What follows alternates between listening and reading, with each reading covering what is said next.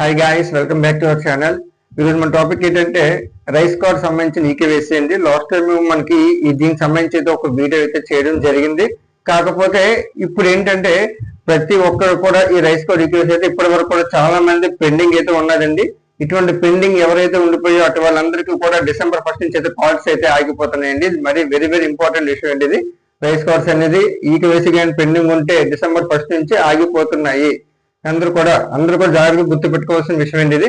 ఇందులో ఏంటంటే మ్యాక్సిమం అందరూ ఈకేవైసీ అయితే మనకు అందరూ కంప్లీట్ అయ్యి, కాకపోతే కొన్ని కార్డ్స్ ఈకేవైసీ పెండింగ్ ఉండిపోయి అది కూడా ఏంటంటే జస్ట్ బిలో అంటే 5 years బిలో పిల్లలు ఏంటంటే జస్ట్ 5 క్రాస్ అయ్యి 6 years ఎవరైతే వచ్చున్నారో వాళ్ళు అయితే ఈకేవైసీ అయితే పెండింగ్ ఉండిపోయింది.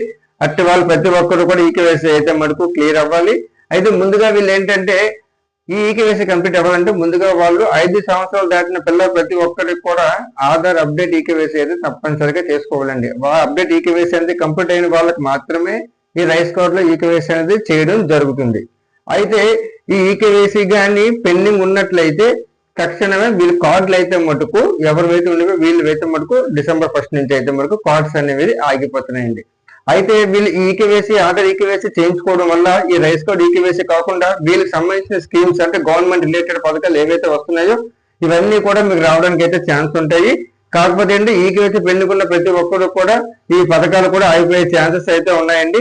తల్లికి బిడ్డకి సంబంధించిన స్కీమ్స్ ఏమైనా ప్రతి ఒక్కటి కూడా మీకు అనేది ఆగిపోతాయండి. కాబట్టి మీరు ఈకేవైసీ అనేది ఎంత తొందరగా మీరు కంప్లీట్ చేసుకున్నట్టయితే మీకు ఈ రైస్ కార్డ్ అనేది మీకు బాగుంటుంది. అదే విధంగా మీకు రావాల్సిన స్కీమ్స్ కూడా మీకు రావడం జరుగుతుంది. ఈ రైస్ కార్డ్ ఈకేవైసీ అనేది మీరు రేషన్ డీలర్ దగ్గరికైనా వెళ్ళి చేసుకోవచ్చు. అదే విధంగా సచివాలయంకి వెళ్ళైనా సరే ఈ ఈకేవైసీ అనేది మీరు కంప్లీట్ చేసుకోవచ్చు. తక్షణం మీ ప్రాసెస్ అయితే మనకు రైస్ కార్డ్ ఉన్న ప్రతి ఒక్కరు కూడా ఒకసారి ఈకేవైసీ కన్ఫర్మ్ చేసుకొని ఇంకేమైనా పెండింగ్ ఉంటే మటుకు కంపల్సరీగా ఈ తప్పనిసరిగా పూర్తి చేసుకుంటారని అనుకుంటున్నాము. దాంతో విధంగా మీరు ఇంకొక ఇంపార్టెంట్ విషయం ఏంటంటే ఆధార్ బయోమెట్రిక్ సంబంధించింది. ఇది చాలా ఇంపార్టెంట్ అండి. 5 సంవత్సరాలు దాటిన ప్రతి ఒక్కరు కూడా రైస్ కార్డు ఉన్నా లేకపోయినా సరే ప్రతి ఒక్కరు కూడా ఈ 5 సంవత్సరాలు దాటిన పిల్లలకు మటుకు ఆధార్ అప్డేట్ ఈకేవైసీ అయితే చేసుకోవాలండి. అప్పుడు చేయించుకోవడం వల్ల ఏమవుతుందంటే ఇంతవరకు పిల్లలకి అనేది జస్ట్ ఫాదర్ ద్వారా ఆధార్ లింక్ చేసి ఆధార్ అనే నంబర్ అనేది ఇష్యూ చేస్తారు. ఇప్పుడు వీళ్ళకి ఏంటంటే కంపల్సరీ బయోమెట్రిక్ కానీ ఐస్ మొత్తం అన్ని కూడా తీసుకొని వీళ్ళకి ఆధార్ అనేది మళ్ళీ మనం చేయడం జరుగుతుంది.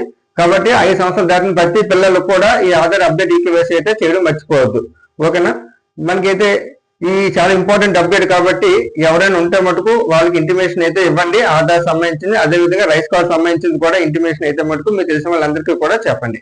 ఓకేనండి? ఇలా వీడియో మీకు నచ్చినట్టయితే లైక్ చేయండి.